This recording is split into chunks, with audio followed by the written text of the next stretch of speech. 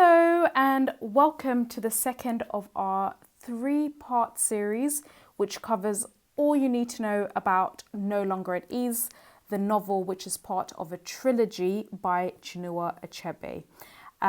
In the previous video, I gave a summary which went into lots of depth about what happens in the novel and giving you an overview, but also I went into depth about why it's important to discuss the novel as a tragedy and also being very clear about what a tragic story encompasses. So a tragic story does not mean a story where somebody dies. This may or may not happen. However, in the strict literature definition, a tragic story is a story whereby the main protagonist, who's essentially a good and noble person at the beginning, has a flaw, or in other words, a hamasha, which leads them to make a series of mistakes and then leads to their downfall.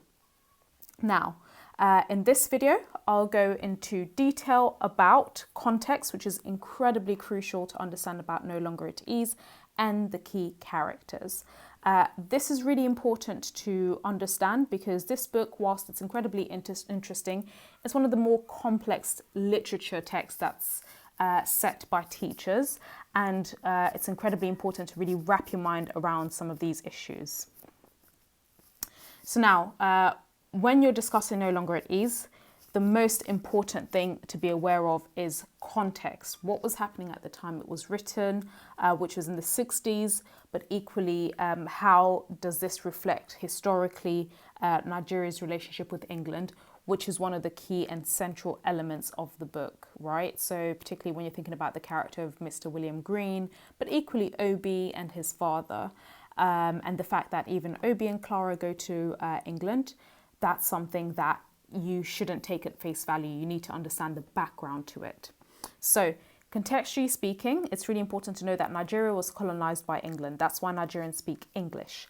And colonization, for those of you that don't understand what the word means, it just means that Britain, between 1851 to 1960, invaded and occupied Nigeria, and Nigeria essentially became Britain's territory. Nigeria was essentially governed as if it were owned by the monarchy.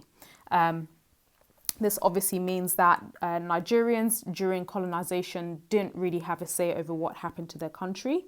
There were colonial officers who were sent over from England, who essentially governed the day-to-day affairs of Nigeria. And this eventually caused a lot of discontent.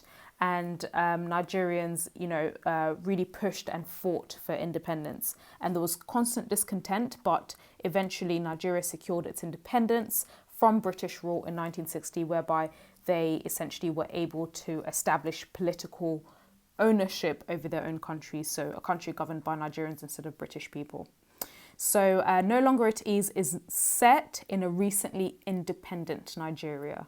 So although Nigeria is independent, the remains of Britain's colonial influence are still prevalent. Another thing to remember is when you're thinking about how these remnants of Britain's colonial presence are still there, are embodied in the character of Mr. William Green, who's a colonial officer and he's Obi's boss in his government job. And he's an Englishman who has really deeply held views on the racial supremacy of the British. Essentially, he sees Africans as inferior to British people. And this obviously creates tension between him and Obi being an African, who is really staunchly against his views of Africans being lazy and primitive. Mr. Green is an important representation and a really ugly reminder of the colonial values that the British used to subjugate, to essentially, dominate the Nigerians. And the Brits justified colonization and taking over countries in Africa as a way to tame and civilize Africans. And so Mr. Green really holds on to this belief, and he really doesn't believe Nigeria should be governed by Nigerians themselves. It, essentially belongs to the British who know how to run the country. However, when you think about Nigeria's colonial relationship with England, it's complex. So after 1960, even if Nigeria received political independence, meaning Nigerians could govern their own country, this relationship still persisted with England, and Nigerians' reliance on England still persists even to this day. It's less so, but it's still incredibly important.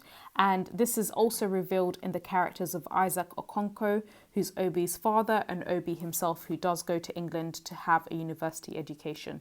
So even if Obi, for instance, is really resentful of somebody like Mr. Green, he and his father are really proud of their Christian values. So obviously Christianity was brought along with colonization. So the Brits brought their religion. Prior to that, Nigerians had their own indigenous beliefs.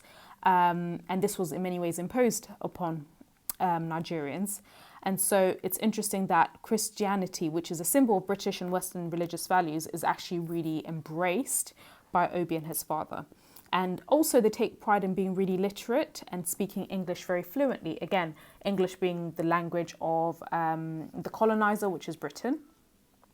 And Nigerian society as a whole actually celebrates them for successfully incorporating these elements of British ideals into their lives. So there's this really interesting and complex relationship that Nigerians have with Britain. It's not necessarily, they automatically hated England. In fact, there were lots of things when it came to English cultures and customs that still are prevalent in Nigeria and are still adhered to.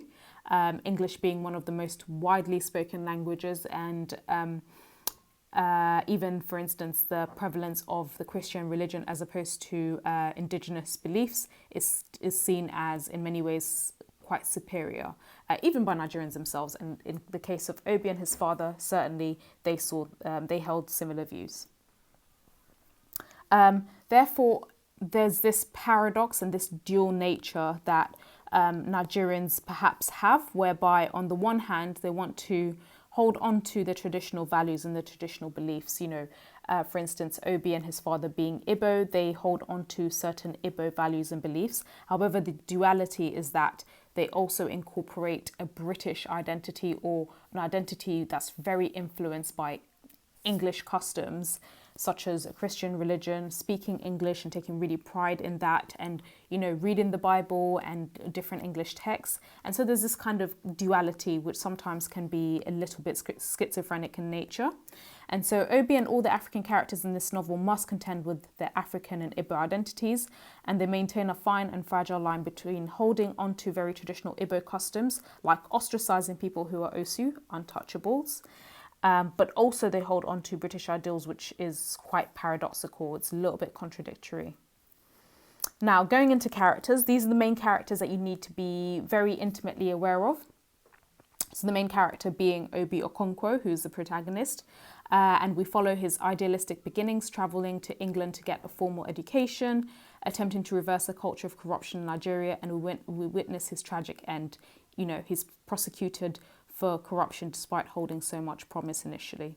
Clara, who's Obi's fiancée, was also educated in England, yet she finds, even if she goes and, she proves herself perhaps to be intellectually capable of receiving a really competitive scholarship, she still comes back to her native country and finds herself restricted by customs which label her an untouchable and Osu. She's a nurse, and we learn that she's very strong-willed. William Green is an old Englishman, and he's a remnant of Nigeria's colonial past.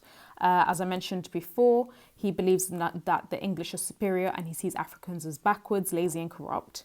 Isaac Okonkwo is Obi's father. He's another key character to be aware of. He's very educated and he's a Christian man, and he takes pride in his education. Hannah Okonkwo is Obi's ailing mother. She's very unwell throughout the novel, and obviously she eventually dies. If you've listened to part 1 of this series, you'll learn from the summary that she does eventually die. And she only converts to Christianity as a result of her marriage to Isaac Okonkwo. So she holds more steadfast to her traditional Igbo values than both Isaac and Obi. The other two key characters to be aware of are Joseph Okeke, who is Obi's friend, and due to his family's poor social status, he receives very limited education and he works as a clerk at the survey department. And finally, Christopher is a friend of Obi who, unlike Joseph, is very well educated and he has a good government job. However, unlike Obi, he's very pragmatic. He sees corruption as, I suppose, part and parcel of dealings in his position in Nigeria. And he takes a very pragmatic and practical approach to dealing with people on a case-by-case basis. So he doesn't really take a very strong moral stance against corruption, and he doesn't necessarily see it as a very immoral exchange. He sees it as an exchange whereby one person is getting value whilst the other is also getting value. So I hope you learned something, and hopefully you feel more confident in your understanding of No Longer at Ease. If you enjoyed this video, please do give us a thumbs up.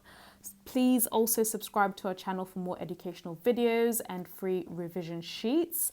And also, if you haven't, do go ahead and see the first video, which essentially summarizes the plot and equally talks about why this is a tragedy. But also do stay tuned for part 3 in this series, which will go into more depth on themes to be aware of.